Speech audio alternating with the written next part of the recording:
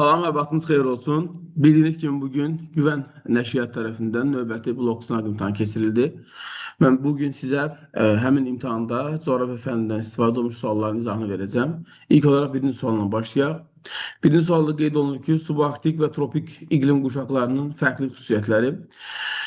İqlim tiplərinə bölünmür. Bildiyiniz kimi subarktik iqlim qurşağı iqlim tiplərinə bölünmür, amma tropik iqlim qurşağı iki iqlim tipinə bölünür. Quru tropik və rütubətli tropik. Deməli, birinci bənd fərqli əlamət ola bilər. Avrasiya və Şimal Amerika materiklərində yayılıb, bu hər ikisinə də aiddir. Həm subarktik, həm də tropik iqlim qurşağı Avrasiya və Şimal Amerika materikində yayılmışdır. Yayıldığı ərazilərdə ekstremal təbii şəraitə rast gəlinir. Hər ikisində də biz ekstremal təbii şəraitə malik əraziləri görə bilərik. O baxımdan bu hər ikisinə də aiddir. Yalnız ekvatordan şimalda yayılıb, subarktik iqlim qurşağı yalnız ekvatordan şimalda yayılıb, amma tropik iqlim qurşağına həm ekvatordan şimalda, həm də ekvatordan cənubda rast gəlmək olar. Ona görə bunu da fərqli əlamət olaraq götürə bilərik. Yayda mülayim hava kütlələri hakim olur. Bu subarktik iqlim qurşağına aiddir. Subarktik iqlim qurşağı yayda mülayim, qışda arktik hava kütləsinin təsirinə məruz qalır. Çünki keçid iqlim qurşağıdır. Amma tropik iqlim qurşağı il boyu tropik hava kütləsinin təsirinə məruz qalır. Bu da fərqli əlamətdir. Mövsümi dəyişikliklər baş verir. Biz deyəcəyik ki, hər ikisində müəyyən qədər də olsa mövsümi dəyişikliklər baş verdiyini görə bilərik. Burada fərqli əlamətlər, fərqli xüsusiyyətlər 1, 4 və 5 olacaqdır. Sualımızın doğru cavabı C variantıdır. Növbəti suala baxaq. Xəritə sxemə əsasən dekabr, fevral aylarının daha rütubətli keçdiyi əraziləri müəyyən edin. Şimal yarımkürəsində dekabr, fevral ayları bilməliyik ki, Aral dənizi iqlim tipinin yayıldığı əraziləri daha rütubətli olur. O baxımdan biz 1-i və 2-ni seçə bilərik. Cənub yarımkürəsində isə dekabr, fevral ayları Cənub yarımkürəsinin subekvatorial iqlim tipində daha rütubətli keçir. Ona görə 6-nı seçə bilərik. 6 Cənub yarımkürəsinin subekvatorial iqlim qurşağının yayıldığı ərazilərdəndir. Ona görə biz burada dekabr, yanvar, fevral aylarında rütubətli hava görə bilərik. Sualımızın doğru cavabı 1, 2 və 6 olacaqdır.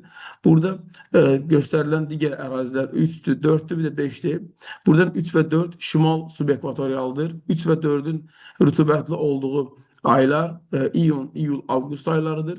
5 böyük Çin düzənliyidir. Burada subtropikin musson iqlim tipini görə bilərik ki, bu ərazilərdə rütubətli hava şəraiti iyun, iyul, avqust aylarında özünü göstərməkdədir.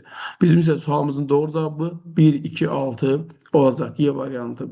Növbəti sualımız Günəş 10 dərəcə şimal enində zenitdədir.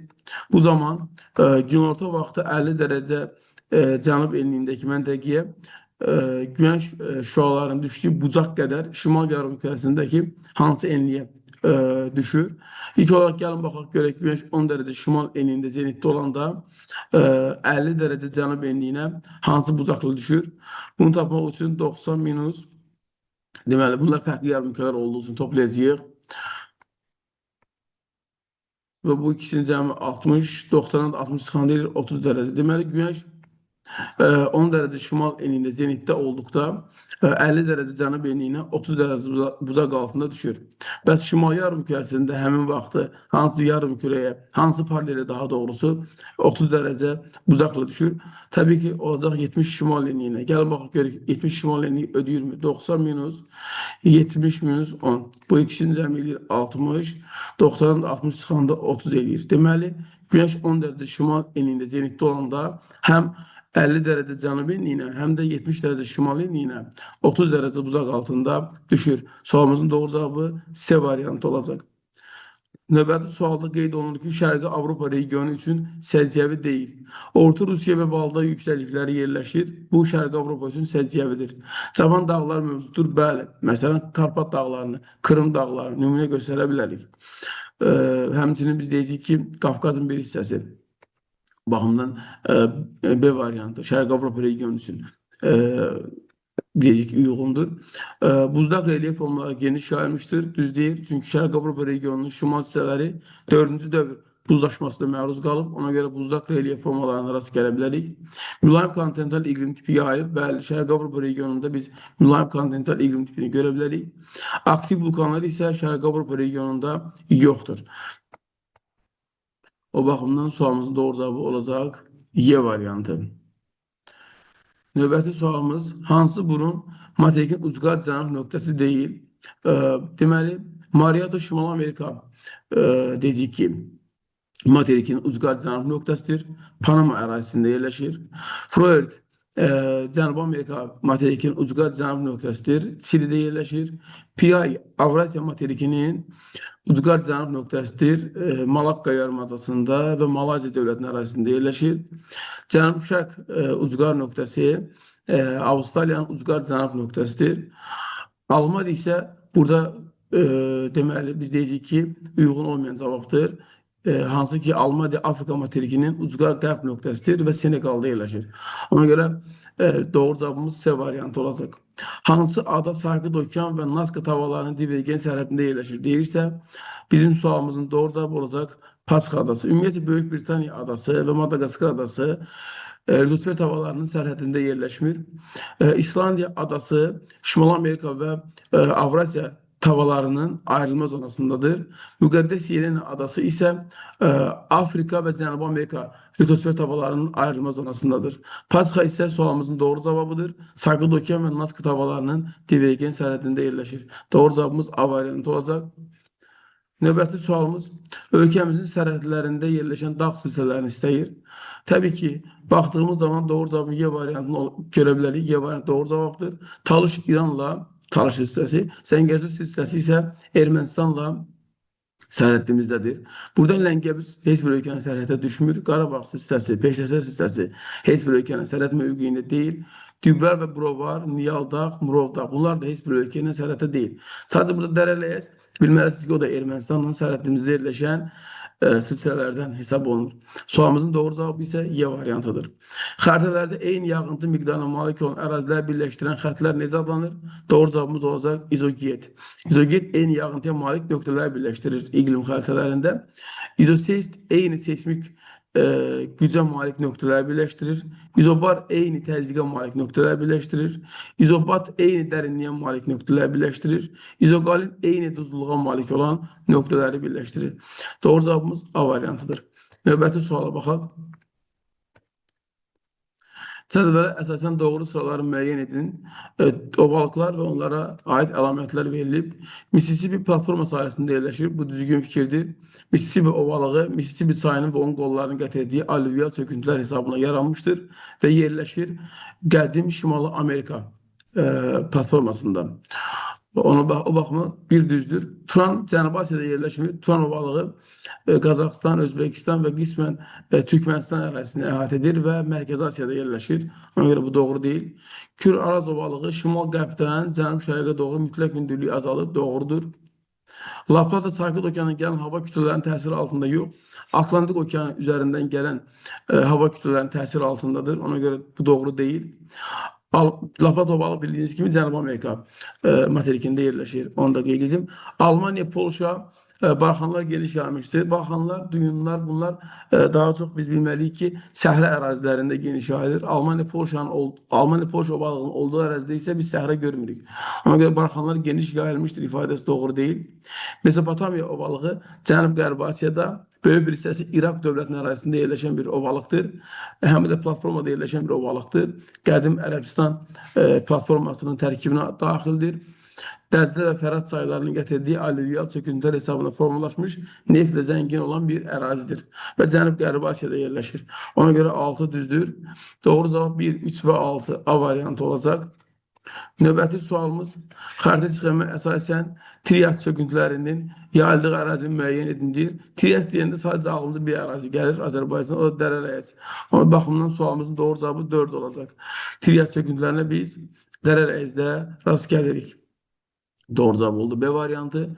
Növbəti sual. Dekan yaylası və Böyük Çin düzənliyi üçün oxşar əlamət. Dekan yaylası Hindistanda, Böyük Çin düzənliyi də təbii ki adından göründüyü kimi Çində yerləşir. Bunlar üçün oxşar əlamət nədir? Şərqi Asiyada yerləşir. Bu fikir Böyük Çin düzənliyinə aiddir. Çünki Dekan yaylası Cənubi Asiyada yerləşir. Subtropik iqlim qurşağında yerləşir ifadəsi Böyük Çin düzənliyinə aiddir. Çünki subtropik musson iqlim tipində yerləşir. Dekan yaylası isə subekvatoral iqlim qurşağındadır. Akkumulyativ düzənlikdir. Bu fikir Böyük Çin düzənliyinə aiddir. Çünkü ovalıktır. Ama Dekan yaylası yayla olduğu için denudasyon düzenliktir. Mussonların təsirinə məruz qalır. Bəli, hər ikisi mövsümü külək olan mussonların təsiri altındadır. Bu baxımdan D variantı hər ikisi üçün oxşardır.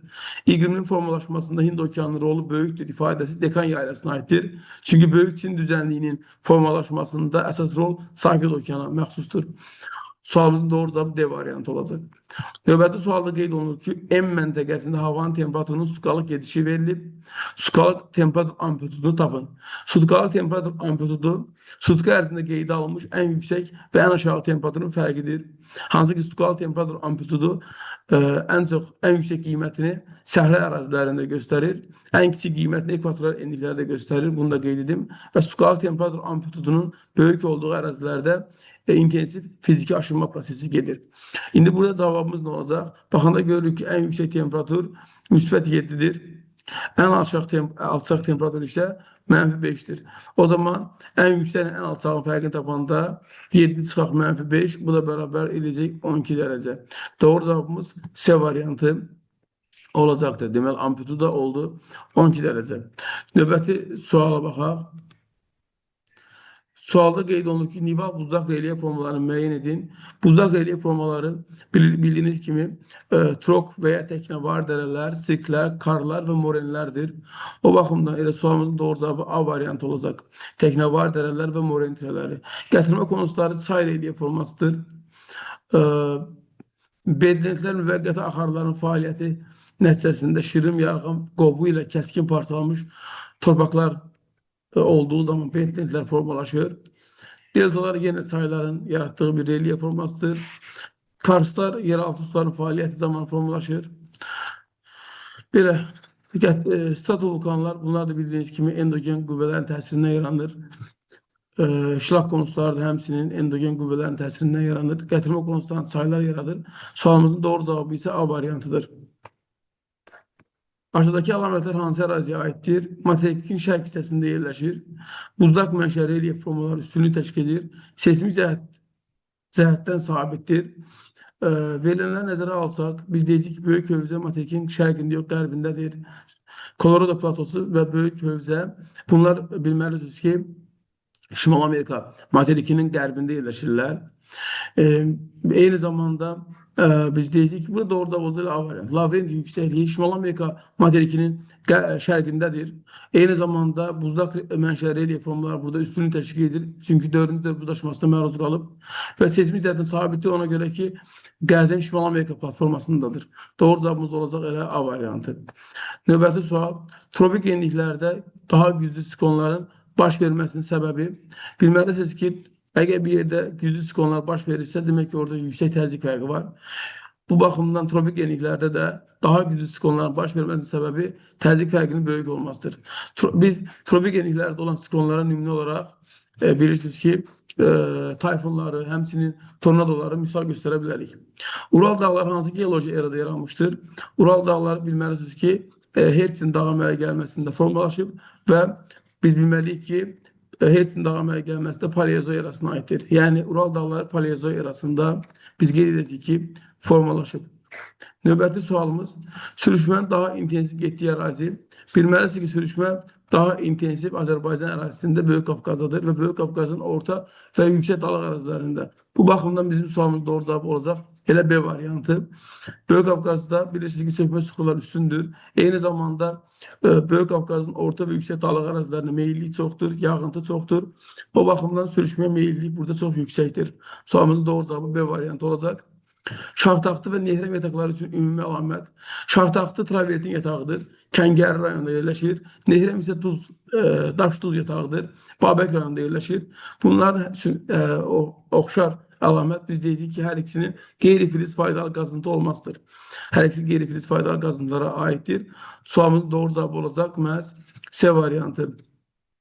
Növbəti sualımız biz deyirik ki, doğru olmayan fikir istəyir.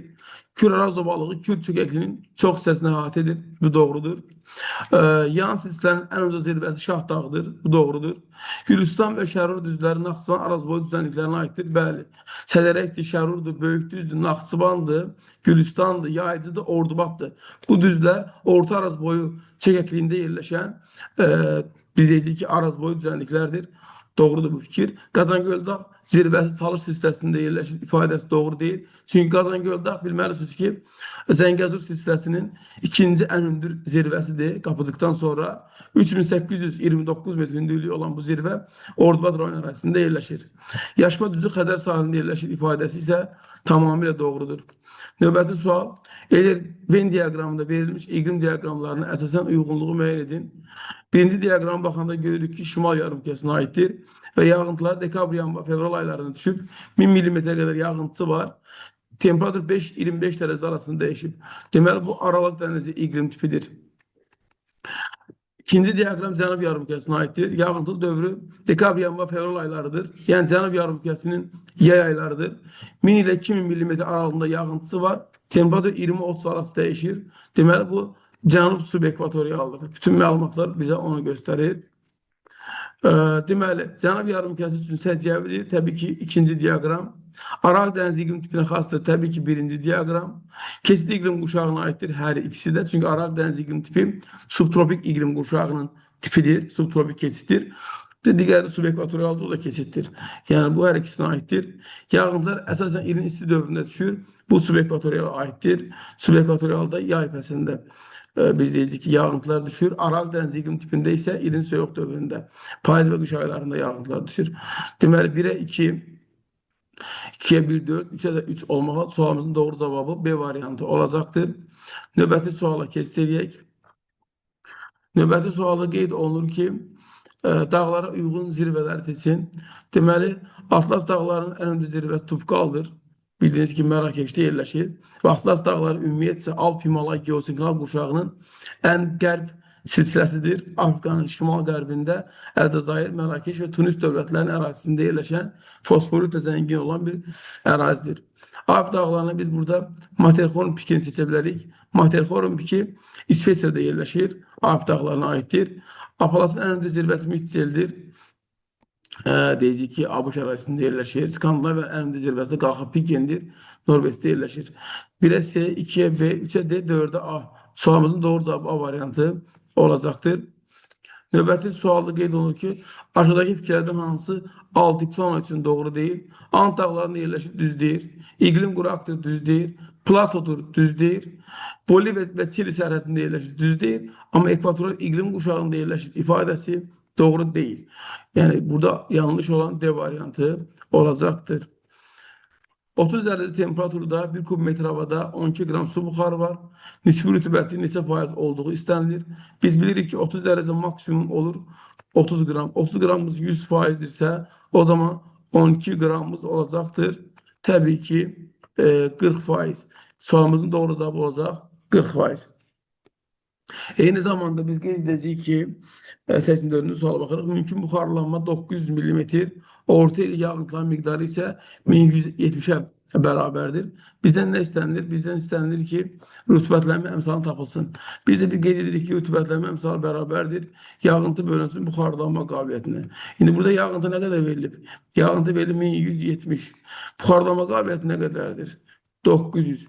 Biz 1170-i bölsək 900-ə alacaq 1,3. Deməli, sualımızın doğru cavabı 1,3 olacaqdır. Növbəti sual. Subtropik iqlim qurşağının bərabər rütubətli iqlim tipinin formulaşdığı materiklər üçün ümumi xüsusiyyətlər.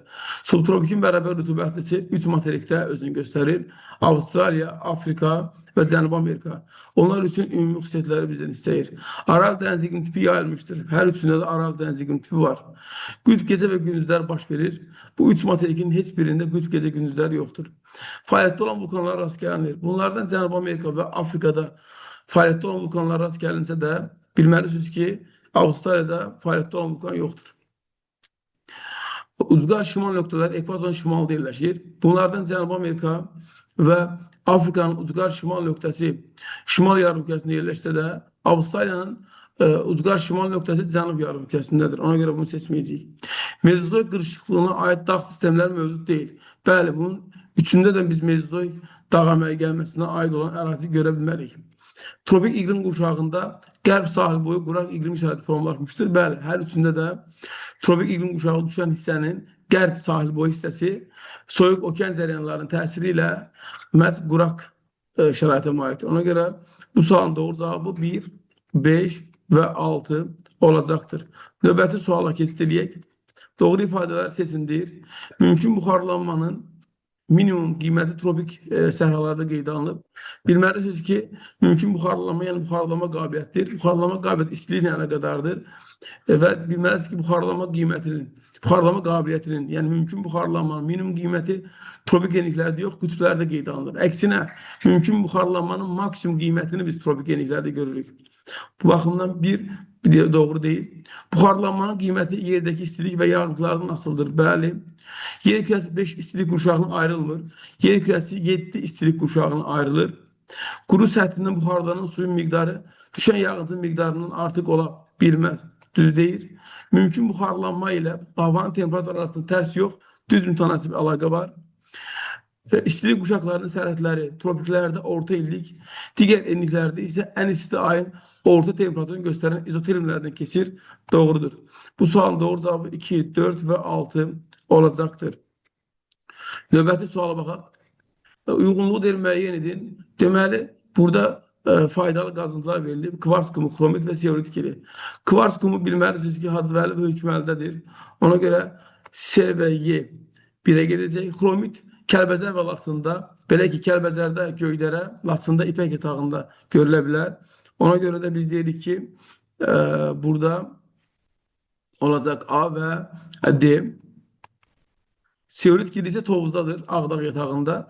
O baxımdan 3-ə də uyğun gələcəkdir B. 1-ə C-yi, 2-ə AD, 3-ə də B bizim sualımızın doğru cavabıdır. Növbəti sualımız situasiyadır. Qeyd olunur ki, A adası Şimal Amerika ilə Avraziya tavalarının divergen sərhədində yerləşir. Aha, demək söhbət İslandiyadan gedir. İslandiya adası Şimal Amerika və Avraziya tavalarının divergen sərhədində yerləşir. Bu səbəbdən burada fəaliyyətdə olan vulkanlar mövcuddur. Bəli, Eyjafjall, Yakudul, Hekla, Bardar, Bunqa, Katla vulkanlarını nümunə göstərə bilərik. Adada keçik iqlim quşağı formalaşmışdır. Bəli, İslandiya adası subarktik iqlim quşağında yerləşir. Onun sahillərində iki okean suları yürür. Bəli, həm Atlantik, həm də Şimal Buzlu okean. Ada 14 və 24 dərəcə qərb uzunluqları arasında yerləşdiyindən burada Greenwich Meridian Time, yəni o GMT mənası Greenwich Meridian Time'dir. Burada iki saat quşağı var. Bəli, A adasının sahəsi 103.000 kvadrat kilometrdir.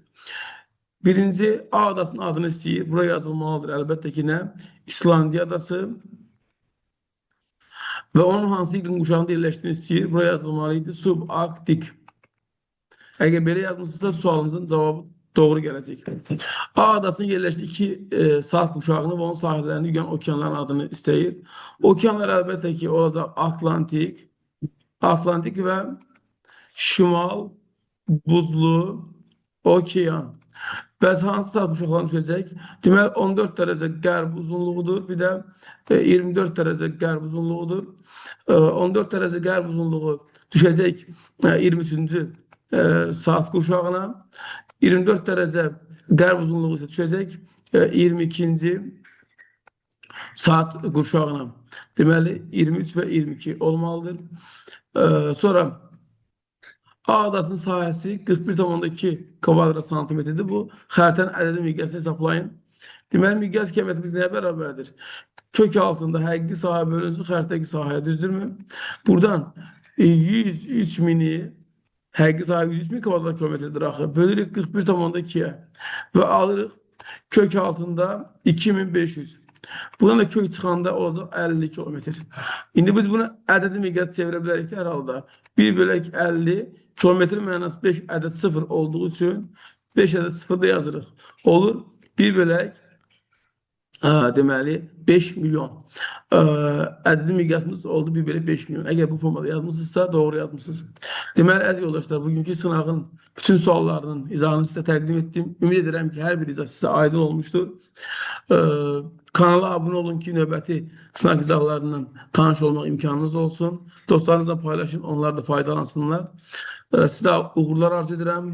İnşallah ki, istədiyiniz nəticəni qəbul imtahanında əldə edərsiniz. Allah'a emanet olun.